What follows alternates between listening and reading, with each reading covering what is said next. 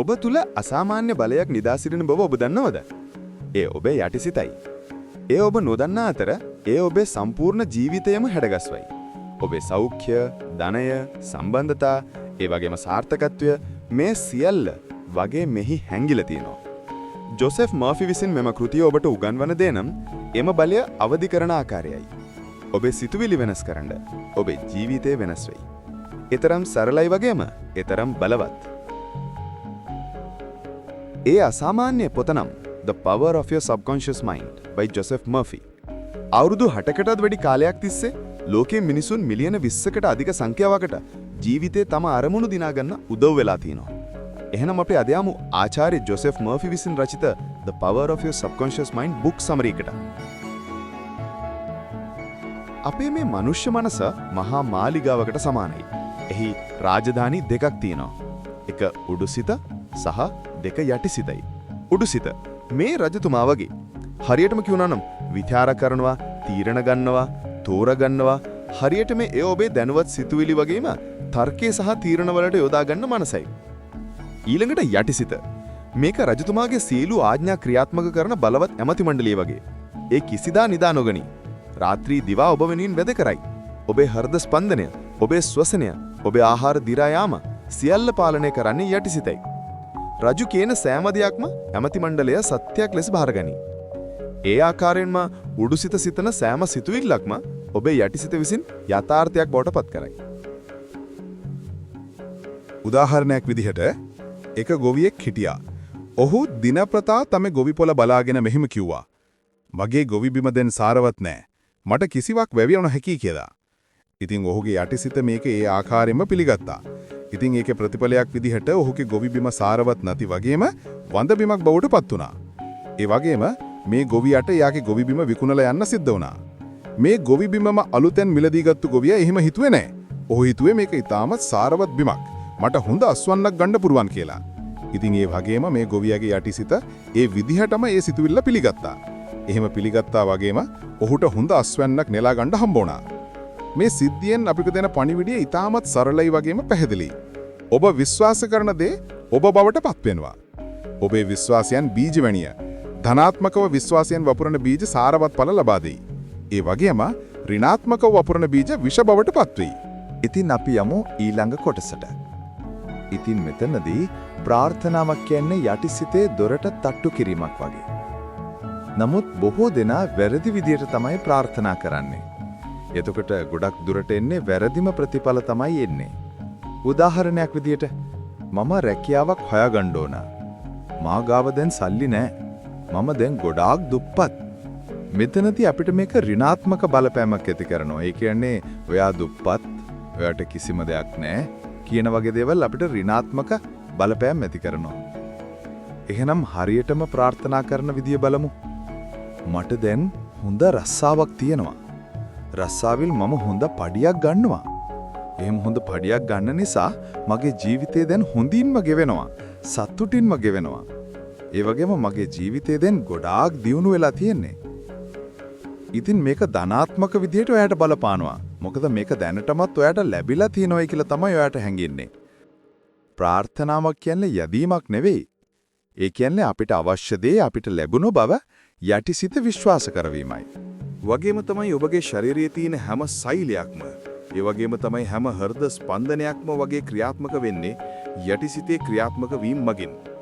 ඔබගේ ශරීරයේ සිදුවන සෑම සිදුවීමක්ම, ඔබගේ ශරීරයේ සිදුවන සෑම වෙනස් වීමක්ම, ඒ වගේම තමයි ඔබගේ ශරීරයේ සිදුවන සෑම සෛලයකම වෙනස් වීමක් සිදු කරන්නේ මේ යටිසිත විසින්.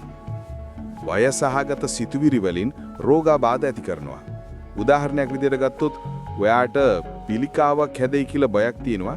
යටිසිත ඒකේ ආකාරයෙන්ම පිළි අරගෙන ඒ පිළිකාවට හැදෙන වටපිටාව ඒ ආකාරයෙන්ම හරි ගස්සනවා. මොකද යටිසිත දන්නේ නැහැ ඒකේ හරි වැරද්ද මොකද්ද කියලා. ඔයා දෙන පණිවිඩය තමයි එයා ඒ ආකාරයෙන්ම ක්‍රියාත්මක කරන්නේ. ඒ වගේම උද්‍යෝගිමත් සෞඛ්‍ය සම්පන්න සිතුවිලි ඔයාට නිරෝගීමත් සෞඛ්‍ය සම්පන්න ජීවිතයකට මඟ බාදනවා. උදාහරණයක් විදිහට ගත්තොත් මට හොඳ සෞඛ්‍ය සම්පන්න ජීවිතයක් තියෙනවා කියලා ඔයා ප්‍රාර්ථනා කළොත් යටිසිත විසින් ඒක ඒ ආකාරයෙන්ම පිළි අරගෙන ඔයාට සෞඛ්‍ය සම්පන්න ජීවිතයකට අවශ්‍ය කරන වටපිටාව හදලා දෙන්න ඔබගේ යටිසිත විසින්ම ඔබගේ ශරීරයේ සෛල අවශ්‍ය ආකාරයට හැඩගස්සනවා. ඒ වගේම මේක දැනට විද්‍යාත්මකව සනාථ කරලා තියෙන බලවත් දෙයක්. ඊළඟ කාරණයෙන් අපිට උගන්වන්නේ අපේ දුප්පත් මනස. එහෙමත් නැත්නම් අපේ දරිද්‍ර මනස ගැනයි. අපි මෙතනට ලස්සන උදාහරණයක් ගමු. ගඟක් ගන්නකෝ. ගලාගෙන යන ගඟක්. මේ ගඟ කොයි වෙලත් ගලන්න සූදානමින් තියෙන්න. නමුත් ඔබ ඒක වළක්වලා ගඟ හරහා ගල් වැටියක් හෝ දාලා ඒක ගලා යන එක වළක්වනවා. ඉතින් ගඟ තවදුරටත් ගලන්නේ නැහැ. මේකම අපේ ජීවිතවලටත් ගන්නකෝ. ඔබ කියනවා මම දුප්පත්. ධනෙ කියන්නේ ගොඩාක් නරක දෙයක්. ධනවත් මිනිස්සු අවංකනේ. ධනවත් මිනිස්සු ගොඩක් කපටි මිනිස්සු. ඒ වගේ සිතුවිලි වලින් ඔයාගේ ධනේ ගංගාව අවහිර කරන් ඉන්නවා. ඊළඟට මෙහෙම හිතුවයි කියලා හිතන්දුකෝ. මම වාසනාවන්තයි. ඒ වගේම ධනය මාවට නිරන්තරයෙන්ම ගලාගෙන එනවා. ධනය ලබන්න මම ගොඩාක් සුදුසුයි. ඒ වගේම ධනයට මම හොඳ නවාතැන්පොලක්. මේ වගේ සිතුවිලි වලින් ධනයේ ගංගාව විවර වෙනවා. එතකොට ධනය නිරන්තරයෙන්ම ඔයා ළඟට එනවා. ලොකු මහන්සියක් දරන්න දෙයක් නැහැ. මෙතනින් අපිට ගන්න තියෙන පණිවිඩය තමයි ධනයට ඊර්ෂියා කිරීම. ඒ වගේම ධනවතුන්ට ඊර්ෂියා කිරීම ඔයාගෙන් ධනෙ පළවා හරින්න ලොකු හේතුවක්. ඔයාට එන ධනය වළක්වන්න ලොකු හේතුවක්.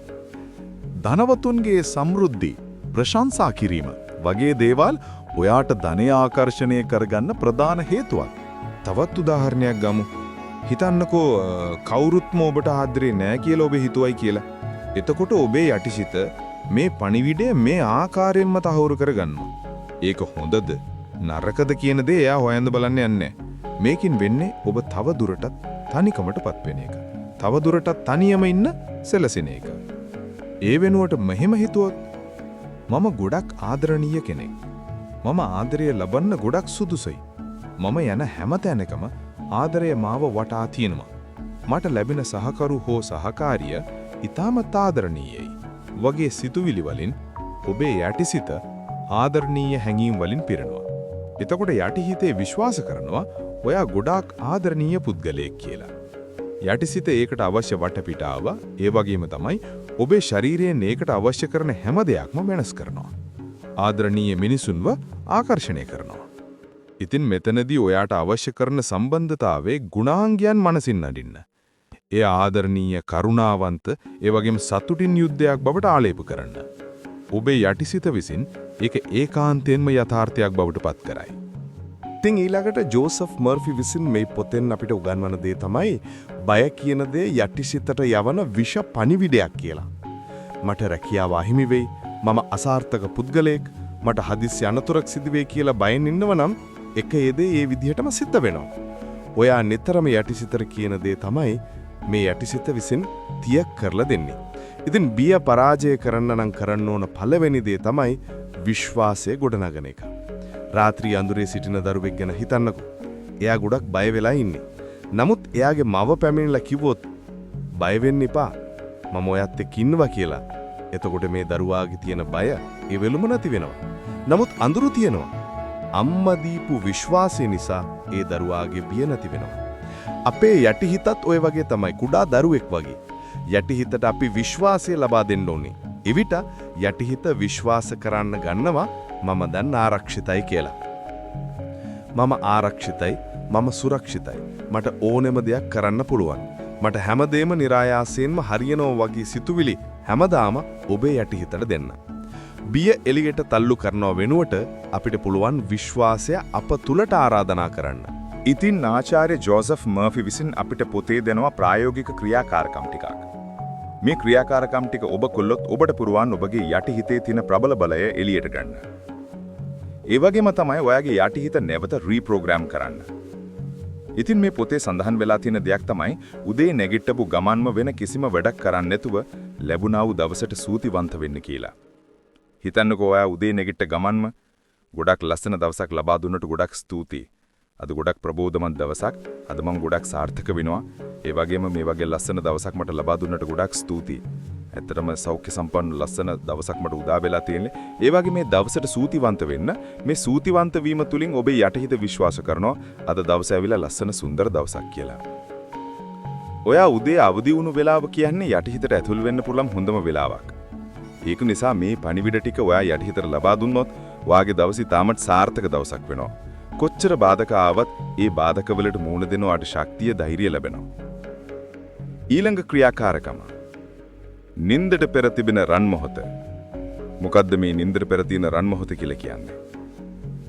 ඇත්තටම නිදා ගන්න කලින් හරියටම කිව්වොත් ඔයාට නිින්ද යන ඉතාමත්ම සුළු මොහොතකට කලින් ඔයාගේ යටිහිතට යන්න මාර්ගය විවර වෙනවා. යටිහිතට යන්න ලේසියෙන් බෑ. නමුත් මේ මොහොතේ හරි ලේසියෙන්ම යටිහිතට යම් දෙයක් ඇතුළු කරන්න පුළුවන්. යටිහිතට යම් දෙයක් වපුරන්න පුළුවන්. උදාහරණයක් විදියට ඔයාට වාහනයක් මිලදී ගන්න එක හීනයක් වෙන්න පුළුවන්. ඔබේ ලොකු ආසාවක් වෙන්න පුළුවන්. ඉතින් මේ හීනට අපි කොහොමද මේ රන් මොහොත භාවිතා කරන්නේ? ඔයාට කරන්න තියෙන ඉතාමත් සුළු දෙයක්. නින්දට යන්න කලින් ඔයාගේ හිතේ තියෙන වාහනේ ඔයාට ලැබිලා තියෙනවා කියලා හිතාගෙන ඒ වගේම එම වාහනේම පදවන වාසයේම හිතින් මවාගෙන නින්දට යන්න. ඔබට ඕන මේ ඉලක්කයක් මේ ආකාරයට හිතින් මවා ගන්න පුරුවන්. එවිට යටිහිත විසින් ඉලක්කය සපුරා ගැනීම සඳහා අවශ්‍ය මාර්ගයන් විවර කරලා දෙනවා. ඔබට නව නිවසක් අවශ්‍ය නම් හීන මවන ඒ නිවසේ කාමර තුල ඇවිදින ආකාරයේ හිතින් මවා ගන්න. බිත්ති ස්පර්ශ කරන ආකාරයේ හිතින් මවා ගන්න. ඔබට නව රැකියාවක් අවශ්‍ය නම් ඔබ හීන දකින්නේ රැකියාවේ වැඩ කරන වාසයේ සිතින් මවා ගන්න. ඔබගේ සිහිනය යථාර්ථය බවට පත්වෙන තුරු දිගින් දිගටම මෙය කරන්න. ඉතින් මේ පොතේ එක් ප්‍රධාන මූලධර්මයක් උගන්වනවා. ඒ තමයි මිනිස් යටසිතේ අසීමිත බලයක් තියෙනවා. ඒ බලය සීමා කරන්න බෑ. ඊට ඔබ ලබා දෙන සිතුවිලි මගින් ඔබේ සමස්ත ජීවිතයම තීරණය වෙනු ලබනවා. ඔබට අවශ්‍ය සැලසුම ඔබ යටිහිතට ලබා දෙන්න යටිහිත විසින් ඒ යථාර්ථයක් බවට පත් කරයි. අනිවාර්යෙන්ම මේක අවබෝධ කරගත් මොහොතේ ඉඳලා ඔබේ ජීවිතය සාදහටම වෙනස් වෙනවා. ඔබට අවශ්‍ය සියලු දේ සඳහා ඔබේ යටිහිත ඔබ වෙනුවෙන් අනන්තවත් ක්‍රියාත්මක වෙනවා. ඔබට අවශ්‍ය සියලුම දෙයක්ම දැනටමත් ඔබ තුල තිබෙනවා. යටිහිතේ අගනා බලය පාවිච්චි කරන්න. අදුම පටන් ගන්න. ඔබේ ජීවිතේ වෙනස් වෙනවා ඒකාන්තයි. ඊළඟ වීඩියෝ එකෙන් හමු වෙනතුරු මේ වීඩියෝ එකේ ඔබගේ අදහස් කමෙන්ට් එකක් විදිහට ලබා දෙන්න අමතක කරන්න එපා. අපේ channel එක subscribe කරන්න. පැත්තෙන් තියෙන bell icon එකත් on එකේ තියාගන්න. එතකොට අපි අලුත් වීඩියෝ එකක් අපි එකතු කරපු ගමන්ම ඔබට බලන්න පුළුවන්. බොහොම ස්තුතියි.